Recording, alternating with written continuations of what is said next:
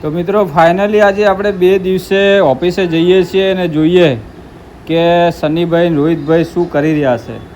તો આપણે અડધે સુધી આવી ગયા છે ઓફિસમાં અને હવે ઓફિસમાં જવાની તૈયારી છે. પણ એના પહેલાં આપણે આ કબૂતર બેઠા છે ગરમીના કંટાળીને એ જોઈએ.